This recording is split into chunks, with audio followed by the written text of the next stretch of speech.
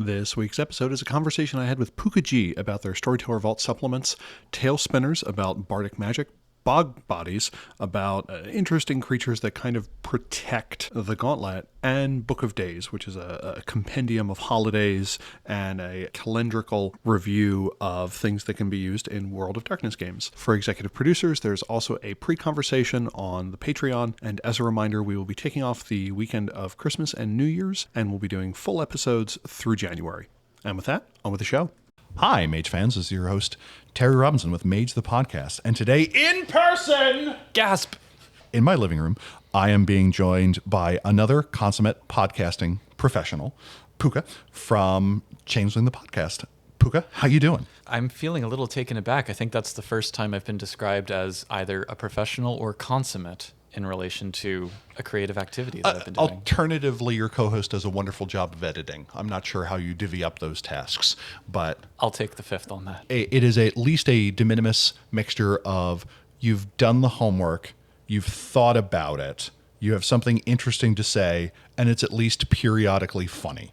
And we've cobbled together some intro music, which I think is like... The intro music is pretty good. One of the things that's come up is like, should Mage the Podcast have intro music? And the thing it took me a while to realize is it can't be one genre. It would really need to be a blend of some sort. Like there would need to be, to me, some mixture of a tambourine with some sort of faith practice music with like at least one semi-ironic guitar riff in it. But like if it were just like electronic or something, I'm like, no, that's not Mage. Like I don't think any one sound could really do it. But you're one of the hosts of Changeling the Podcast. Before we get into your work in the Storytellers Vault, what is Changeling the Podcast and why are you doing this to yourself? Well, frankly, Terry, I hope you don't mind me saying, but it's your fault. So yeah, through Mage the Podcast, I connected with my co-host Josh, who we had semi-known each other many, many years ago, back in the wild days of the forums online, Whitewolf and then Shadow in Essence. And I think what spoke to each of us about Mage the Podcast was that combination of developing really thorough knowledge about the canon of material, but then taking it a step further and thinking about its implications and all of the different permutations of it. And we were each like, oh, it'd be cool if Changeling had something like that. Because the Changeling fan base, I think, has always been a very dedicated one, but there's not much out there along those lines. And Josh had floated the idea on a couple of occasions in, I think, the Mage the Podcast Discord. And I just reached out and said, hey, if you want some help, I'd be totally into that. And the rest, as they say, is history. I think that's our mission statement, if I can be so grandiose as to call it that, where there are a lot of new fans who have come in with C20, and C20, for all of its wonderfulness, by necessity has had to leave a lot out that is covered in the older books. So when we do one of these dives, people are like, oh, I had no idea that there was all of that material on House Liam or whatever. Gratifying. And as we have just completed our first season, yay, we are talking about ways to kind of, as Mage the Podcast has done, expand in talking about more general thematic things and tie-in stuff. What would you say the goal is? So the one that you've said so far is to have new players know that there is a rich well of material. It can be hard to sift through, so we are going to help you with that. That seems to be one thing that the show does ably. How are you going to define the show as a success? Like, do you have any personal things that you kind of look at? Something that I've teased for 2023 is that for the Storytellers Vault, I would like to help more people out with developing their own homebrew content.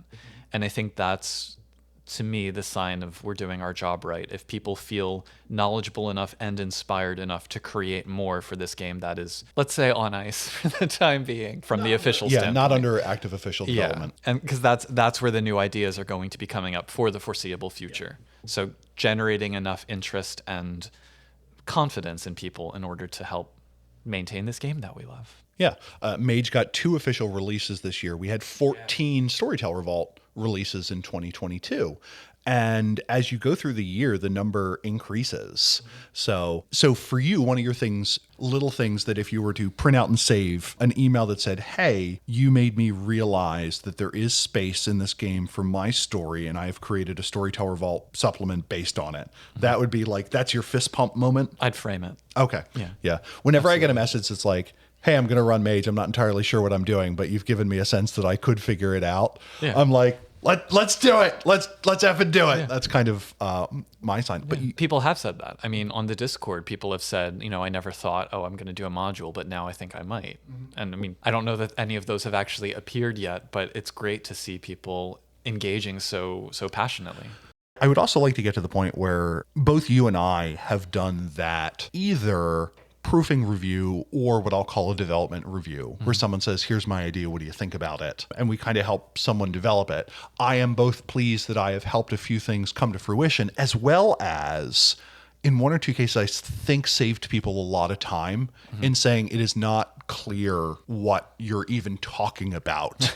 It is very obvious that you have an idea of what you think the mage world is, but from the M20 I don't see this fitting into that. So if you're going to do this, I think you're going to need to have more scaffolding and more of a framework to do that. And it is both useful to help someone get something over the finish line, as well as help someone determine if they start the race, are they going to be able to finish it? So I think both of those are very useful in turn. I would also love to see a program where it's like, just come up with good text and these people will help you turn it into a book. Yeah. Like the formatting and templating and getting it into an arted format that is also on the STV. It's one of those things where it's like, yeah, you can be a good RPG writer, but to succeed at this point, you also need to be good at a lot of other skills. Yeah, absolutely. Just because you talk good doesn't mean one can podcast. There's a bunch of other technical skills that kind of come into that. The last year has absolutely been a trial by fire in that regard. And I think it's a trial that you've come through admirably. So speaking of getting things under the Storyteller Vault, you have been a bit of a canon when it comes to getting these things out there. Why did you choose to start releasing things on the Storyteller Vault, especially now that you have a podcast and you could just do an extended episode or a pair of episodes or something on Bog Mummies, say? So that question's easier to answer, I think. One is that I find it easier to type longer than to talk longer. And I also think, as someone, I basically never listen to audiobooks, for example. And I listen to very few podcasts, Mage the podcast being one of the notable exceptions. Thank you, Pook. So, yeah. And I feel, I guess because I don't want to listen to those ideas all in one go, I want to give people the power to move through them in their own way, at their own pace. And I think text affords that more easily than skipping around in an audio file. What was the first part of the question? Why did you start doing STV supplements? I guess because I've always kind of done my own homebrew stuff from time to time. I remember in high school, one of the first things I did was coming up with C-based changelings, and then Blood Dim Tides dropped. And I was like, crap. So it's always been something I've liked to play around with. I always enjoy developing my own worlds when I'm running games rather than having to work around metaplot and all that other stuff. So I was running a mage game during lockdown, and over the course of developing the ideas for it, I was like, I kind of wish there was more in M20 about this or about that. And it just became a process of taking those ideas and thinking, well, what could I actually spin into something other people might be interested in? Or what I hope they might be interested in. And then I think it was a conversation with friend of the show, Charles Siegel, that convinced me to actually give it a go. Do you feel there's a through line through your work? Or are there elements of a book that you feel are kind of your imprint? There is, I'll say this, I like to put Easter eggs. There are little tiny connections in. So like one book, there's a hint about a forthcoming book that I have on my slate. And that I like to do frequently. So in that direct way, yes. Other than that, though, I suppose, to use a quote that I think you've used on a couple of occasions, there is more in heaven and earth than is dreamt of in your philosophy, Horatio. That there's always ways to push out the boundaries and ways to complicate what's in the canon in innovative and individualistic ways. There are frequently implications to the rules of the world that are not manifested. So the example I will use is when we don't get information on a craft being in an area. So we get a book of crafts. Is this implied to be the totality of the crafts? Or is this just a selection? Like, for instance, 1E has this weird discussion where it talks about the order of the 9 mystic traditions are only some of the traditions, which kind of implies that there could be another group waging the Ascension War. And since in 1E the Ascension War was so totalizing, the idea of 2e crafts that are not taking place in it, that are just tending to culture or what have you, wasn't really there yet. So Adam looked at the early things and they're like, well, obviously there would be 3 or 4 additional traditions in Asia. We just don't have information on it yet. Whereas other people are like, oh, wait, there are no Asian traditions. This is like, obviously we would want word count on it, but still, what do we take from the implication? And yeah, your works suggest, there's nothing saying this thing couldn't. It doesn't depend on some weird quirk that only I have introduced. And the first one you introduce is a craft called the Tail Singers in your supplement, Tail Singers. Who are they and what's their deal? So the Tail Singers came out of a desire to have bards basically in Mage. And I know that you can make bards in different other parts of Mage, but I wanted just a craft of bards. Because at the same time that I was running a Mage game, I was playing a bard in a D&D game. And it was kind of a deep dive into that idea. So in my academic background, among other things, I've studied comparative literature.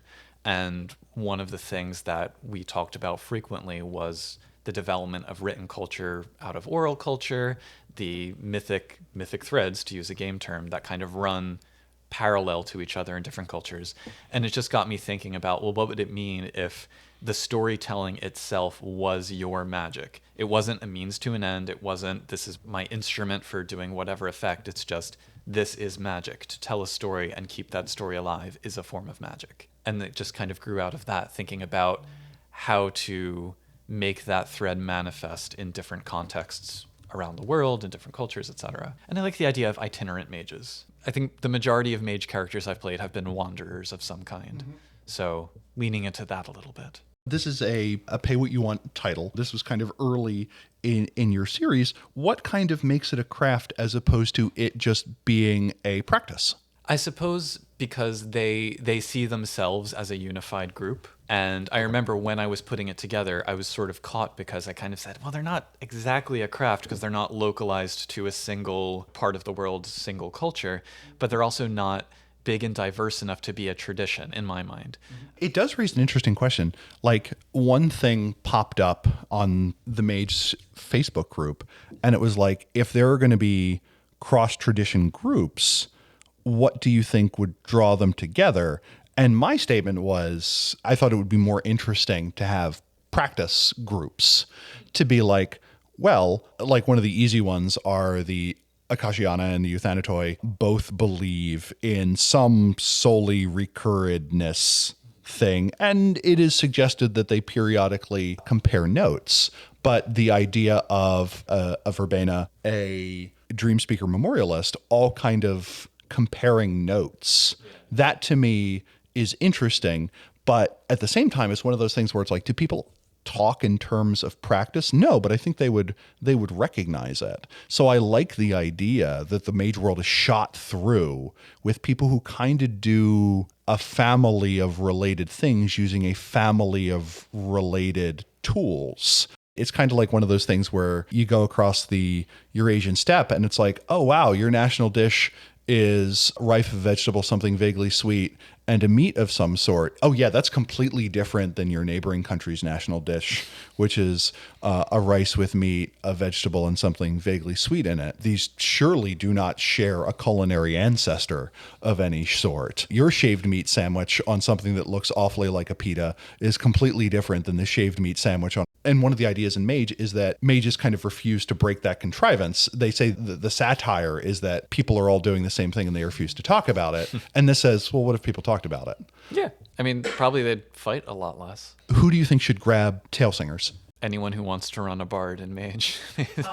Are there non-traditional incarnations of bardism that you think, well, it should really be this? Like, my standard example is, I think that Greek Stoics and the Akashiana should recognize each other kind of as kindred spirits. Like, how do we reduce the karmic influence in the world around us? One does it for this kind of external purpose, one does it for this kind of internal purpose. But really, are there versions of bardism that are not just the Ren Fair guy with a lute?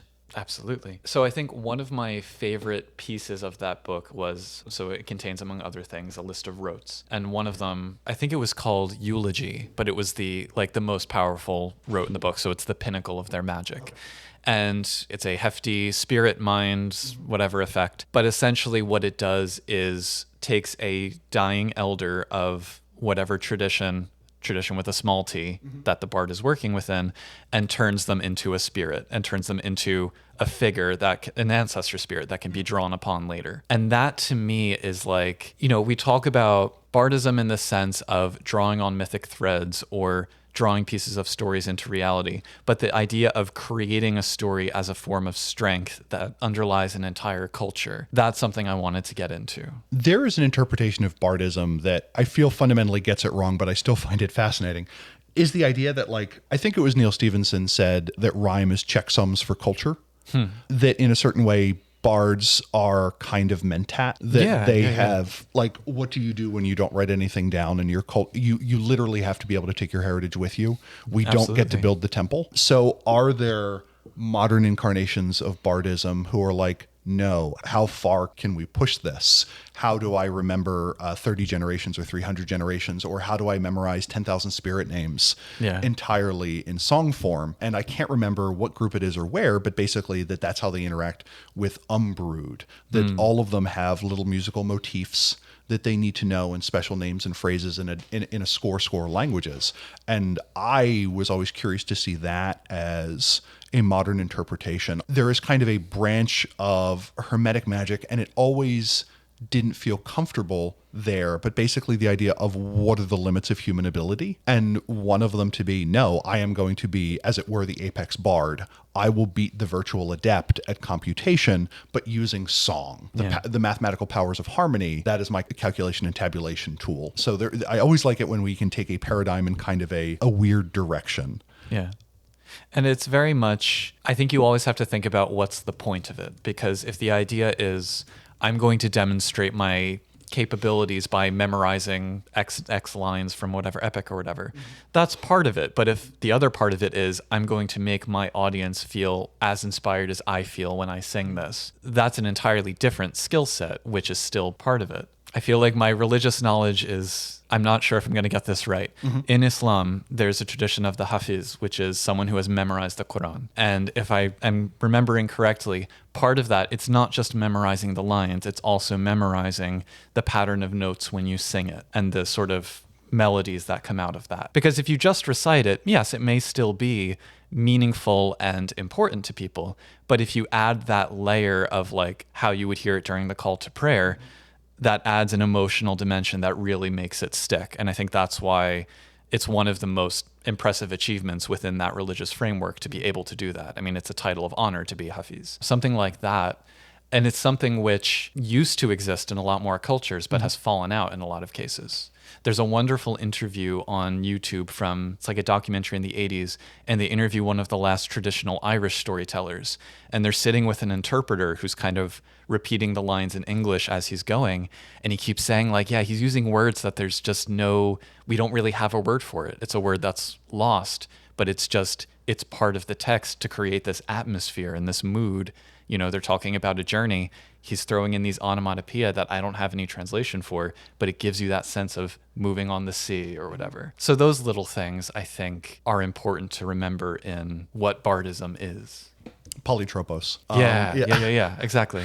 Polytropos I am using as a synecdoche. Emily Wilson is a translator who did a highly celebrated translation of the Odyssey. And the opening line is something to the tune of, let me tell you a tale of a blank man, and the word in Greek is polytropos, and it would literally mean poly, many, tropos, turn. Atropos, the fate of death. Atropos literally means that which cannot be turned away. So polytropos, how the dink do you translate it? And she goes over the history of how other translators handled it, and ultimately she chose the term complicated. Which I love. Yeah.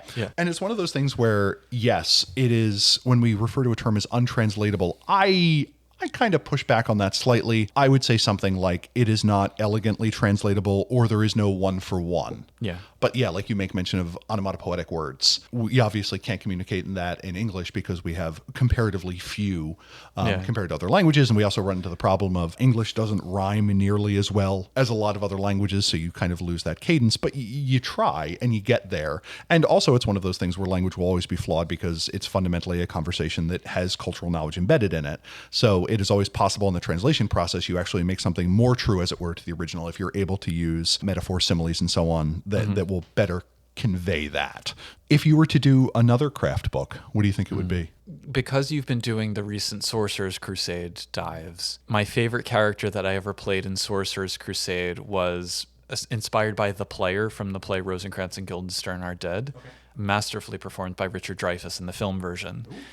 That idea of magic through thespianism, not just acting, thespianism, I kind of like as an idea. He has this great line in the play where he says, "We're actors, we're the opposite of people."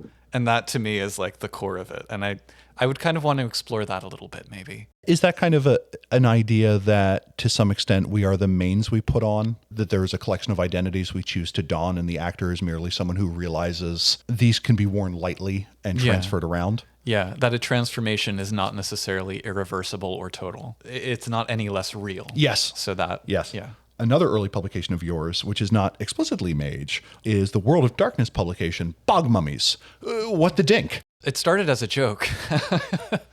Like, there's a throwaway line in one of the Mummy the Resurrection books, or maybe even like in Mummy 2nd edition, where they say, oh, of course there could be mummies from other parts of the world. And it's just kind of left at that. Mm-hmm.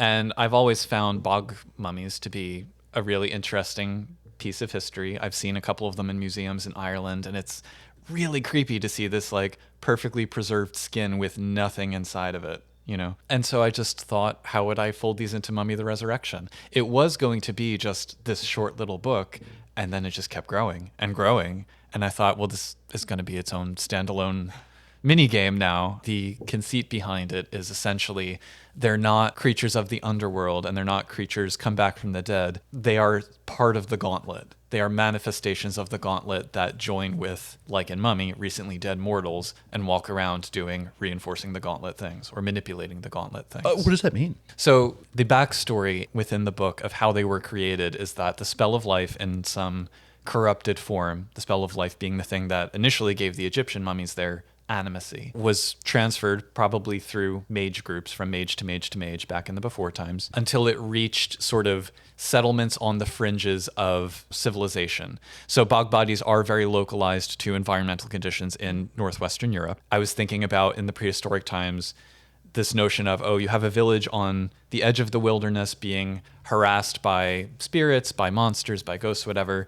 The elders coming together with this corrupted form of this spell in order to create a defender for themselves. And essentially it's like there's the old tradition of immurement where if you're building a bridge or building a wall and burying someone alive to ensure that it stands. So it's that idea with the Gauntlet. Some of them volunteered, some of them did not. And that's the two groups within the game. They were part of the Gauntlet as like a, sentinel or a caryatid holding it up for millennia until something happens that may or may not be called the Sixth Great Maelstrom that dislodges them. And how do I use this in a mage game? I mean, you use the term Gauntlet, so that screams kind of mage to me. Well, the term they use is rampart because it's the Gauntlet and the Shroud. It's the same thing to them, et cetera, et cetera. Anyway, so I think they make for good antagonists. Okay. Because obviously, if you have a mage whose whole thing is about going to the Umbra and their whole thing is, you're not going to the Umbra, we're not letting that stuff in, that creates tension. But they're also, I always try to look at what every splat can teach the others, philosophically or conceptually. And I think that depending on the bog body you meet, they can teach a thing or two about duty in the cosmic sense, the karmic sense, maybe dharmic sense, or about rebelling against it. I think that could be relevant to some mages. So you make mention that they were kind of there as a defender, like the early Umbra was not safe for humanity. So these are creatures that as aides and allies may have intense knowledge about the local Umbra or penumbra. I like the fact that they themselves are not wraiths. They have stuck in that liminal area. And I like the metaphor of, a body being buried in peat. It's not that deep. Yeah. It's just, it is at the skin. It is liminal.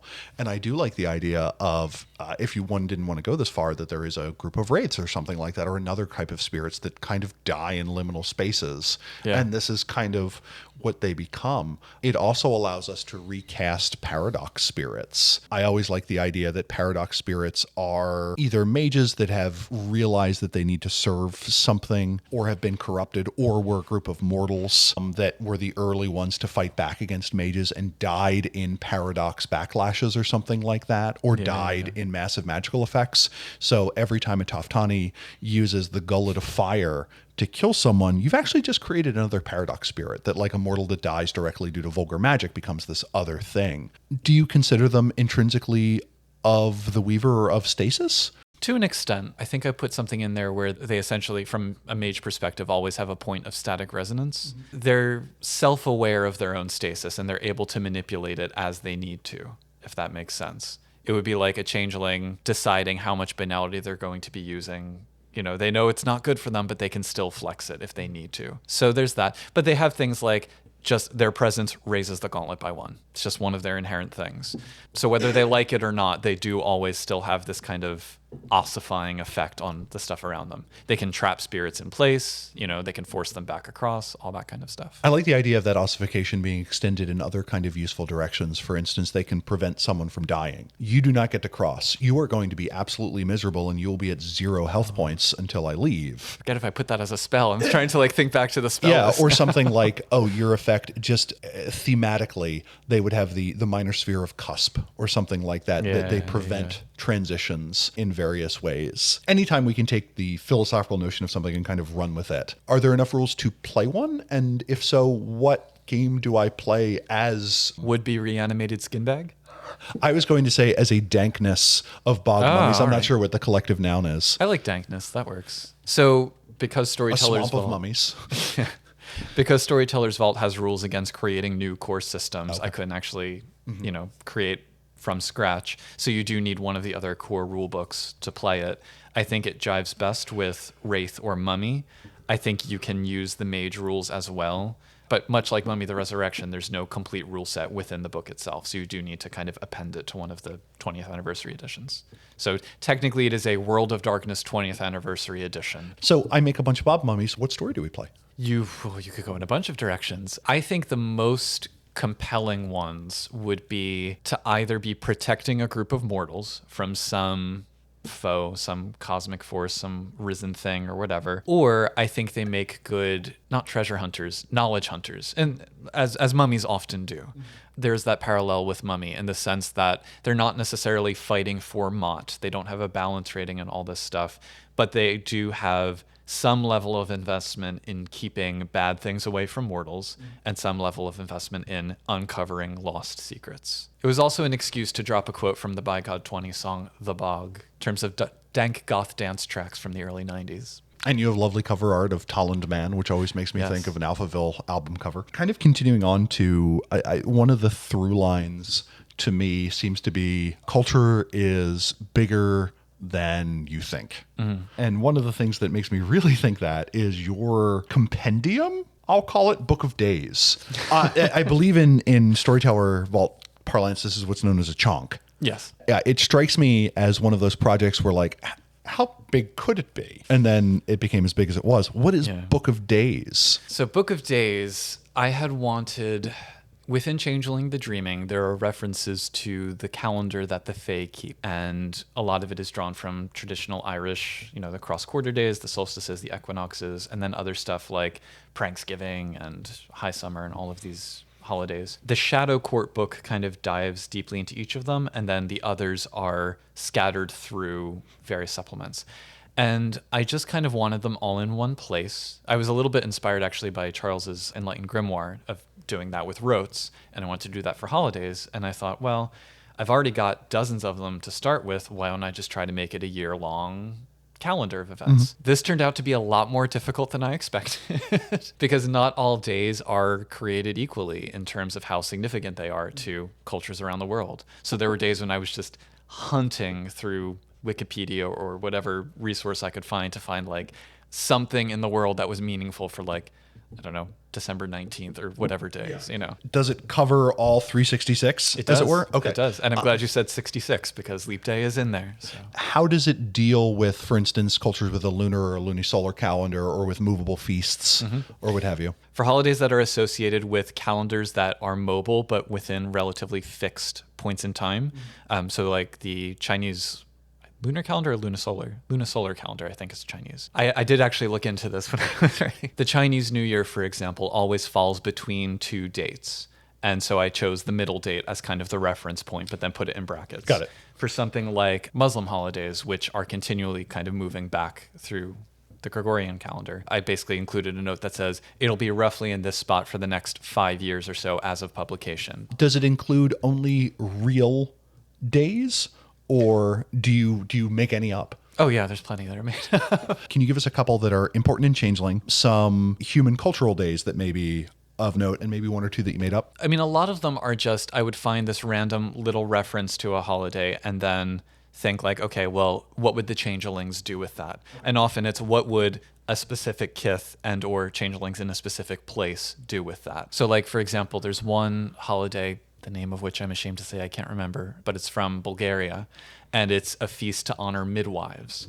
And so there's a society in Changeling, the Order of Eleutheria, and their whole thing is helping changelings through chrysalis. They're kind of the midwives of changelings. So I was like, oh, this would be a day when changelings give gifts to the fae that helped them through their chrysalis. And it's just little things like that, you know. Because it's such a massive book, a lot of them are short descriptions, but then there's some long ones as well. I could see that going in kind of two different directions. One, if it's a cultural holiday, I perfectly see any group that cares about birthing celebrating that. So to have the stereotypical verbena group or something that wants to celebrate it. Or alternatively, we are Bulgarian hermetics. Yes. This is going to be part of our holiday, or we are a craft that is operating in it. We are a group of sorcerers. This is kind of important to us. And as well as kind of giving us an idea like what Mage holidays exist.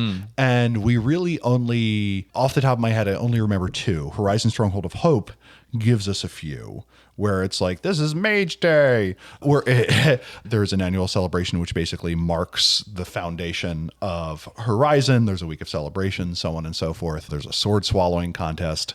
Oh, man. Where magic is allowed, but not the wrong kind of magic or something like that. It's a book that tries real hard, and I appreciate that. Could you use correspondence to somehow create an infinite sword and infinite swallowing? So it specifically says that is considered to be poor sportsmanship. Ugh.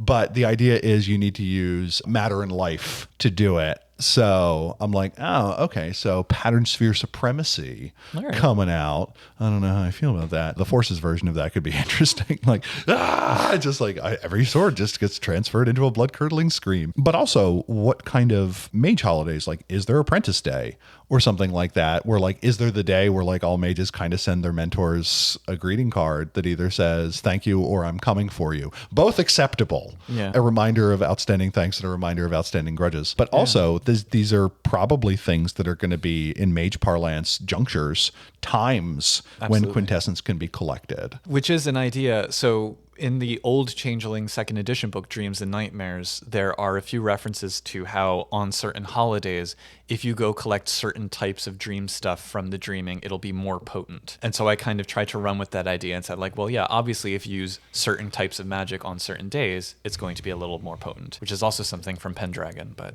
that's a whole separate thing. If you're doing necromancy on Samhain, of course it's going to be more powerful because that's just, it's in the air, you know. I think Mage would benefit from drawing a lot more on the mythic threads idea, which is so intrinsic to Changeling. That would be one example. I always wish that there was another publication that I was working on that was basically a doctrinaire statistic, which is the idea of how open or closed are you to other magical ideas and what are the benefits of it. Yeah. If you're very close to other magical ideas, you're very potent. You should be in what you're doing. For instance, you should be able to use a rote that is a dot level above what you have if it is intensely tied with your people. And suddenly this can explain phenomenon whereby like, this is a 5-dot effect. How have they been able to do it for 10 centuries? Well, because of this rule, you actually only need to be an adept to pull this thing off. And the opposite end of the spectrum is you see all magic as one magic, but at the same time, then nothing is kind of special. One of the advantages of kind of being doctrinaire is if a effect were appropriate, it would be a type of vulgar. You would still get paradox, but it would be successful. It would allow you to kind of take that on, where if you were doing an appropriate effect with the appropriate people surrounding you, if not everyone is in on it, but the setting seems to be appropriate and you are fulfilling the appropriate role, it would almost be this kind of blatancy where you can get away with it because your belief pushes out the part that would cause it to fail, but not quite all of paradox. Almost like sphere limits are part of consensus. You're like forcing. Yeah, I like that. And you still deal with the problem of meta magic becoming, well, my paradigm is I'm awesome at everything all the time.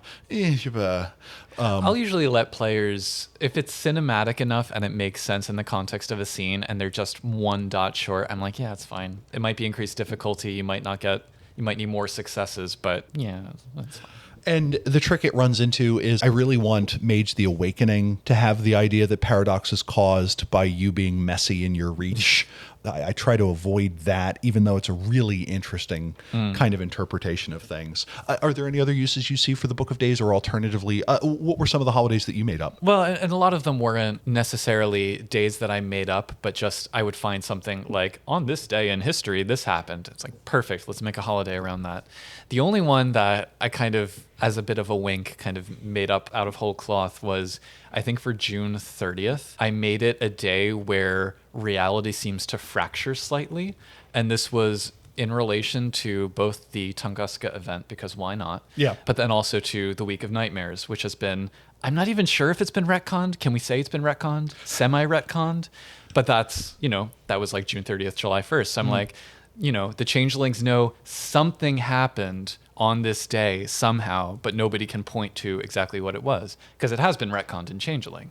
Reality seems to blur at the edges on that day. Something for Mage, maybe. I was trying to figure out a month that didn't have a 31st day in it, and I was curious if you had like an entry for like April 31st or something. I don't actually know which months have how many days except for February, so there is no June 31st. Correct. Right? Yes. So I was curious if you... I think there's something in programming where you can... I think there's like a specific date that's used as like a dummy date or something, but that would be a more virtual adept thing, I would imagine. So if you have sufficient time, you can get to that date and do all kinds of weird stuff on that day, which doesn't exist. It looks like we have it's just kind of a compendium of interesting things from a cultural point of view, and that is always useful. You also did another publication about an interesting group in Changeling that I think actually have a bunch of interesting ties to Mage if one wishes to create them in the form of Kithbook, Gidu, or Gillidu, or you will now do the actual pronunciation. Gillidu? Yeah. Yeah, however you want to do it is. What are they and what's kind of their deal? They were a Kith introduced in Isle of the Mighty, the Changeling Mage crossover book about Britain. Please note that when we say crossover, there's implied air quotes there. Yes.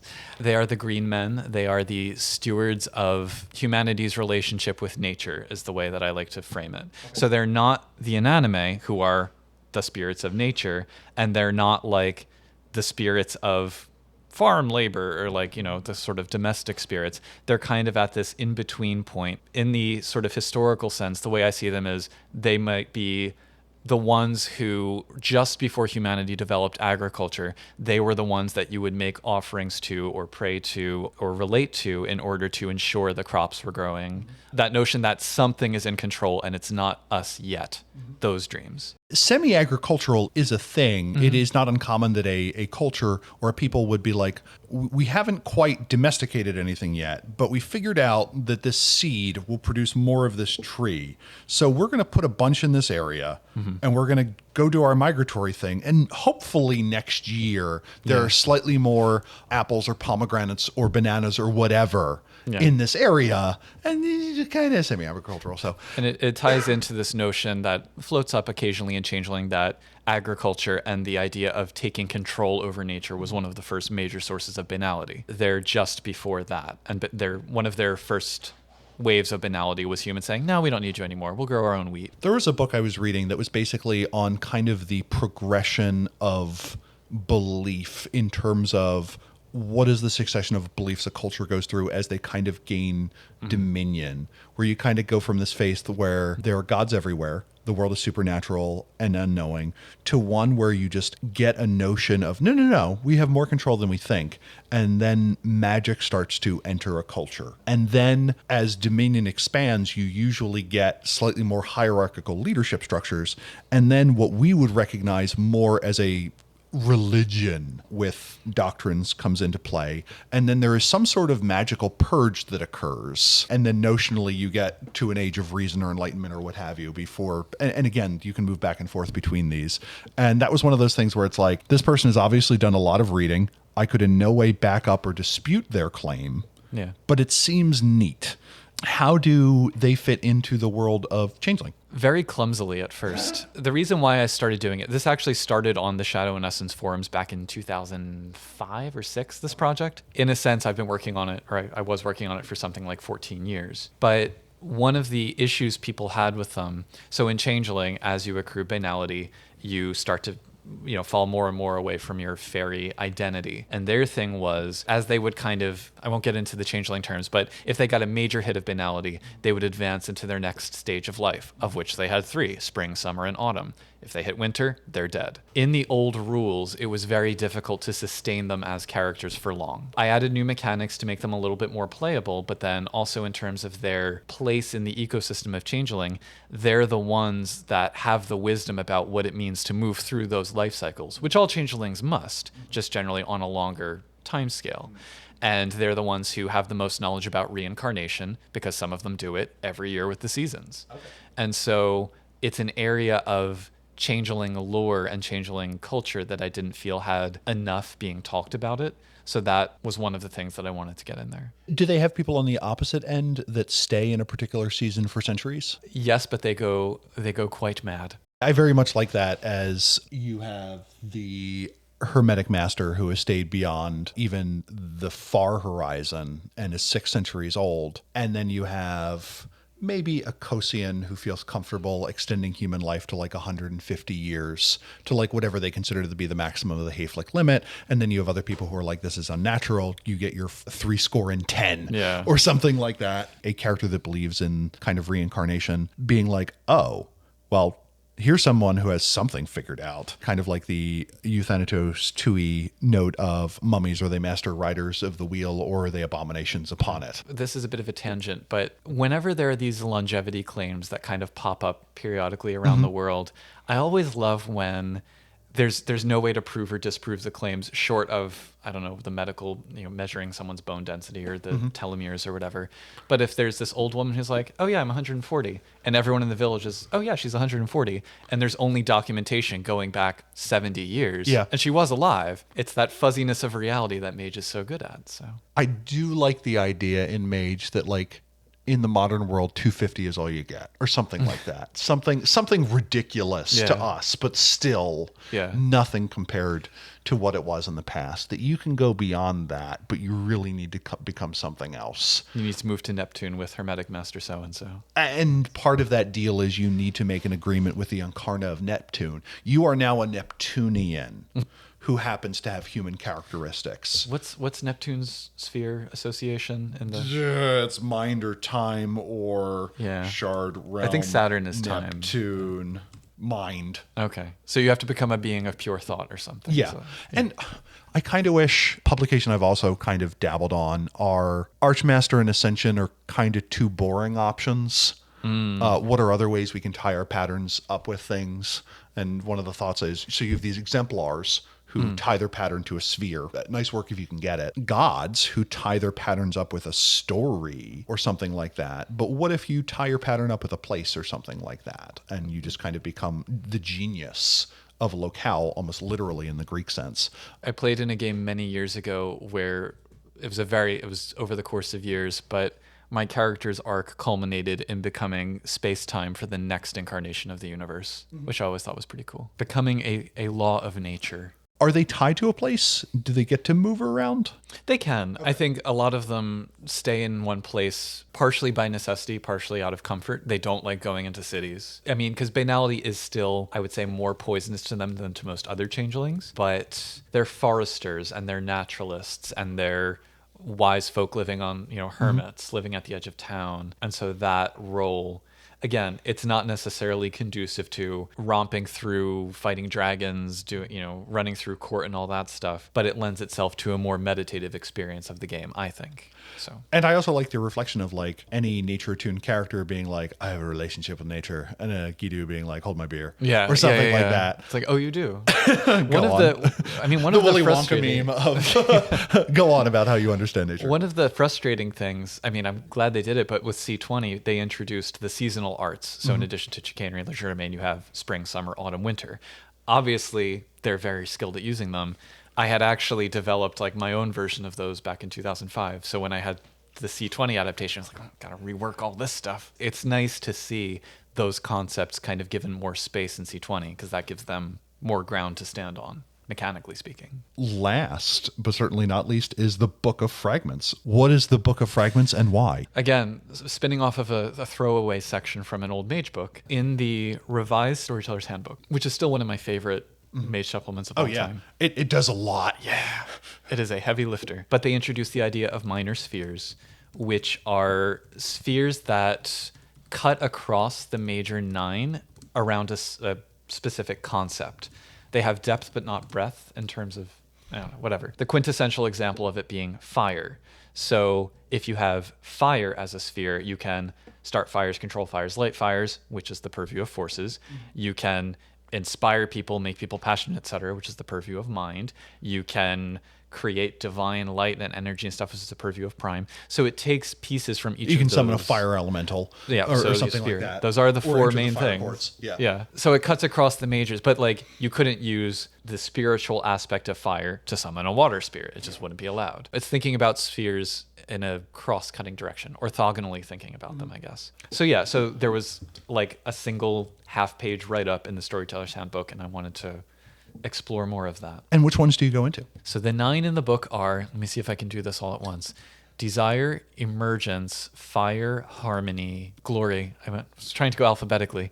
Hearth, metamorphosis, meaning, night. Is that 9? Desire, emergence, fire, glory, harmony, hearth, meaning, metamorphosis, night. I will tease that there are 9 more that I have on a list waiting to be made. Dun, dun. So someday. And who do you think should be using minor spheres? I think a lot of people, just from my kind of lurking on Mage community stuff, such as in the podcast Discord, because people are so... Half of Mage seems to be arguing about sphere potential, what spheres cover what can be pushed in what direction. A lot of times it seems to me that people coming from other game systems want something a little more siloed around concepts to work with, especially if their character is siloed around that concept.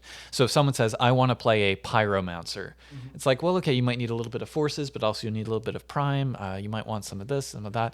And it can be hard to see the trees for the forest, I guess is how I want to invert that metaphor. So I think it offers an alternative to go in that direction if people want. It's also sometimes the thing that crosscuts requires a very high level of something, and you're just kind of looking for a narrow interpretation of it. So like, for instance, summon the fury of the sun is something that is frequently listed as like forces 4, correspondence 4. Yep. And that seems like a lot, as opposed to if someone is truly a priest of Aten, it really seems like that's just kind of a sun 3 thing. Likewise, there are certain things in the game that are just kind of hard for everyone. So I like the idea that there is a group out there that has the minor sphere of soulcraft or something like that, and they are this fellowship that you go to whenever you need to brand or censure someone, and they kind of have that, kind of in the same way that, from my understanding, there were certain rare arts in Changeling, at least in previous editions, that were only known by certain people or were only developed by a certain group or something like that.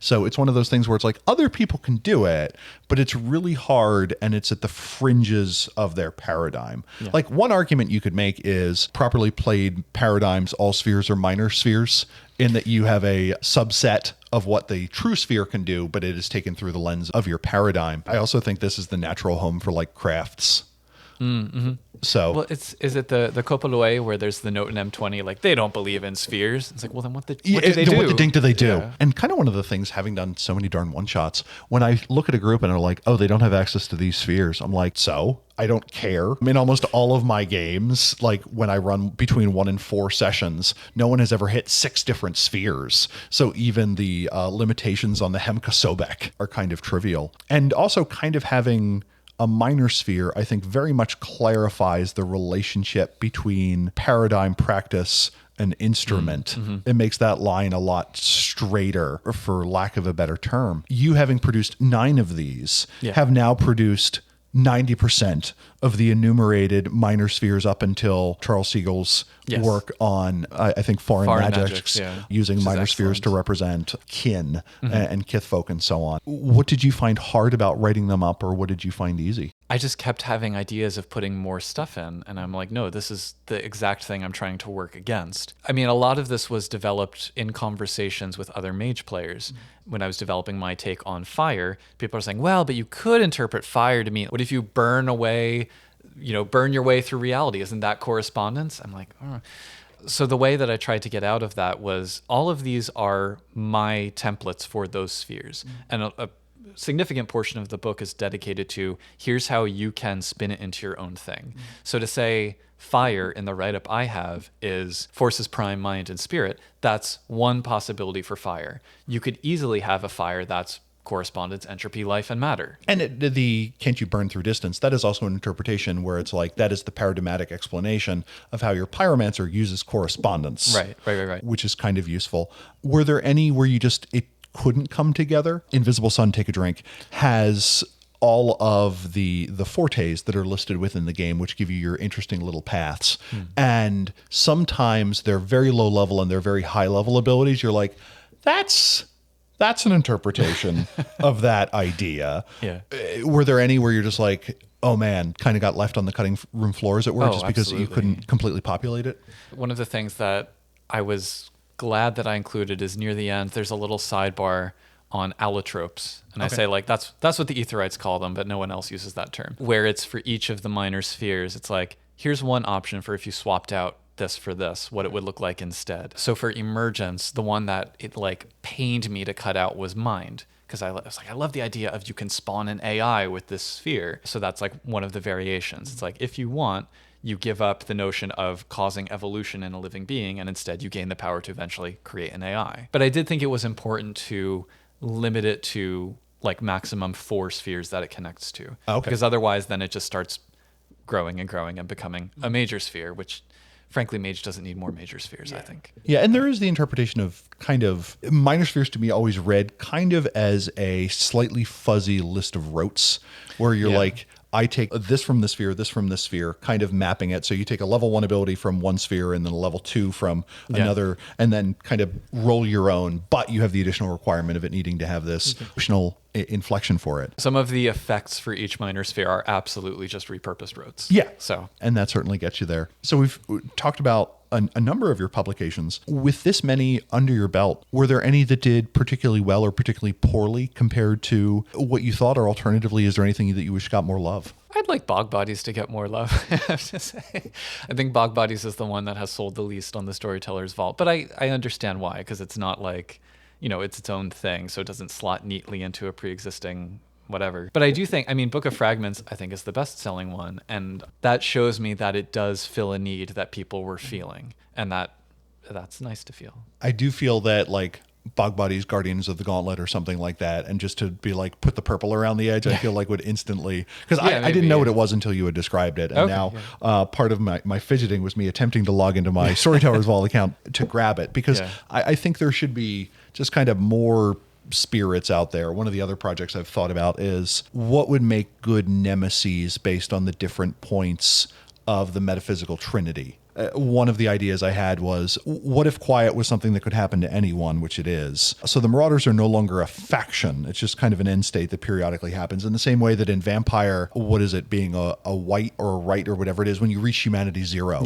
That's not a faction in it. So what if the Marauders were just a thing that happened to people, and they tend to be rather short-lived and don't really have any formal structure whatsoever? The Technocracy is the balance group, and the Mage are the the dynamic group, what other interesting nemesis could we get for the other points of the metaphysical trinity? Because I've never really liked the Nefandi representing primordial in that rough mapping. So I've never really liked the Nefandi period. Yeah. It's a mood. Yeah. But I like that idea because, I mean, Werewolf has individual books dedicated to those. So should Mage. Book of Dynamism, Book of Stasis, Book of Entropy. I do like the idea that like you have the metatextual truth of each one, that at the end of like the Book of Dynamism, it just kind of goes into a slur of letters. The Book of Entropy just ends kind of in pages torn out. Yeah. And the Book of Stasis just winds up having some red rum or like all work and no play statement that kind of fades out over the end. Or it could be a circular text like Finnegan's Wake. You have to go back to the beginning and just keep going forever. That is a generous interpretation, in my opinion, of Finnegan's Wake, but that's me. So we've talked about a lot of your works. Any words of advice or recommendations for people who want to jump into the Storyteller Vault, or alternatively, a thing that you would like to see exist that you don't think you can do? To the first part, ask for help. People are almost always willing to give at least a little bit, and you need it. Even if you don't think you do, you will need help. It will also take you more time than you think it will. I would say don't be afraid to develop skills you never thought you would need. I think I've become much better at doing layout and doing kind of art cobbling as a result of, because it is fundamentally, I enjoy it because it's a creative process. It exercises my creative urge, and that's why I dump, frankly, probably more time than I should into some of these things. In terms of things that I would like to see that I don't think I'd be capable of doing, for Mage at least, I hope to see a standard rules document one of these days. That would be great. But also, I think, and this is a conversation that I've seen come up on Discord often, seeing introductory modules and adventures. I'd like to try one, but I think I'd probably have to do a lot more work to make it function than people who are much more seasoned at running Mage games. So those are the two big ones that I think the community as a whole would really benefit from. The key thing I've learned is you get to do it more than once. Yeah. There seem to be a lot of people that really want to do a magnus opus of some sort, and that just seems to be not a great way to look at it. Because you're always going to have more ideas. Yeah. So. And it has very much made it clear to me that ideas are the cheap part. Yes. They're the easy one. It is very easy to think of an idea. It's relatively easy to come up with a 2-page outline. Mm-hmm. It is hard to get it across the finish line. And I wonder if there is a market for those 2-page outlines. And yeah. I'd be curious. Travis Legg always said that, like, yeah, you can just produce something that you wrote up in Word as long as it's obvious that that's what it is. Yeah. And I'm curious to see if there's any sort of market for that, but not an experiment I just haven't run yet. I think Dungeons and Dragons does that a lot more, in the sense that people make just 1-page splat write-ups essentially for D&D. And for whatever reason, it seems like people are less willing to polish those for World of Darkness games. Pooka, thank you so much for your time. If we're interested in following any future STV works of yours or Changeling the Podcast, how can we do it? Well, Changeling the Podcast you can find at changelingthepodcast.com. I'm not going to go through our whole social media thing, but both the podcast and myself are on Mastodon. The podcast is changelingpod at dice.camp, and I am PookaGar, Gar, at dice.camp. I've given up on the Bluebird site for now. You can find me around Discord. I'm on Storytellers Vault. I have my little author page, so I think I have an email linked in there somewhere. But PookaGar at gmail.com is also a possible way. Pook, thank you so much for joining us. Thank you for having me. This has been Mage the Podcast, where we never forget to thank Ricardo for like a month in a row for being the executive producer, except for we did. Sorry, Ricardo. If you aren't hearing your name at the end of the show and you're supporting us at least a $3 level, give me a poke and I will add you back in. My bad. This episode was made possible by Ben Mendelow, Oracle of Hog Bodies, the book of Hellpig shapeshifters we never got. Buck Gregory, Oracle of Cog Bodies, an early term for hit marks. Christopher Phillips, Oracle of Log Bodies, what happens when Jewish verbena decide to make a different kind of golem. Guy Stewart, Oracle of Blog Bodies, tulpas created by popular internet posts. Jay Widener, Oracle of Grog Bodies, the loss of coordination that occurs after far too much rum. Josh Hillerup, Jog Bodies, a mundane version of Better Body, where you just try and get outside more. Mikhail, Oracle of Clog Bodies, ambulatory excrement spirits. PookaG, Oracle of Frog Bodies, a derogatory term for amphibious changeling. Sean Gallagher, Oracle of Scrog Bodies, the manifestation of bush spirits. The Crew of Erebus, Oracle of Smog Bodies, worm spirits that promote purchasing overly large trucks. Also thanks to Archmaster Andrew Adelstein, Archmaster Brad the Blue, Archmaster Dan Svensson, Archmaster Derek Simsick, Archmaster Leroy Bryce, Archmaster Morgan Aran, Archmaster Nathan Weaver, Alex, Alexia, Ambiversion, Anders S., Anon, Badurfi, Berto, Blaze Hibbert, Blake Ryan, Brandon, Bryce Perry, Bubba the Pale One, Chris Blake, Sinchotis, Daniel Cuppen, Daniel Scribner, Darren Hennessy, David Roy, Dennis Osborne, Eli Levenger, Eric Schwenk, Fragerock, Friedrich Owl, George Laura, Henry Kraft, Ia Bolt, Jason Kennedy, Jason Vines, Jason W. Brake, Jay Gatsby, Jeff Brin, Jenna F., Jervis Johnson, John Magnuson, Joel Andes, Lols and Stuff, Joshua Heath, Kathleen Halperin, Chris Kinner, Leslie Weatherstone, Matthew Prohl, Michael Creedle, Michael Parker, Nibero, Neil Patterson, Nikita Klaymanov, Oliver Schindler, Patrick McNamara, Patrick Mulder, Rachel Grace, Ricardo, Richard Bat Brewster, Robart the Robot, Ruben Joseph, Ryan Stray, Rob H., Ryan Kendi, Samuel Tobin, Starfish, Stephen Carton, Thrice Great, Vincent Hamilton, Walter, William Conley, and William Martin. Our EP shoutout this episode is to Ambiversion, who I assume sometimes enjoys spending time with people and sometimes not. Signs you may be ambiversion. I can perform tasks alone or in group. I don't have much of a preference either way. Social settings don't make me uncomfortable, but I tire of being around people for too much. Being in the center of attention is fun, but I don't like it to last. Some people think I'm quiet, while others think I'm highly social. I don't always need to be moving, but too much time down makes me feel boring. I can get lost in my own thoughts just as easily as I can lose myself in conversation. Small talk doesn't make me uncomfortable, but it can get boring. And of course, you support Mage the Podcast. Thank you so much, Ambiversion. Rather listen on YouTube? Search Mage the Podcast on YouTube to find our full library there. If you super liked this episode or super didn't, drop us a line at magethepodcast@gmail.com or at Mage the Podcast on Twitter. We have a Hop and Discord community at discord.me/magethepodcast. Mage the Podcast is also on Mastodon at dice.camp/@magethepodcast. If you like us, please give us a review on the platform of your choosing or tell a friend about us. Also go to magethepodcast.com for show notes and all of our previous shows. Now go change reality. Bye.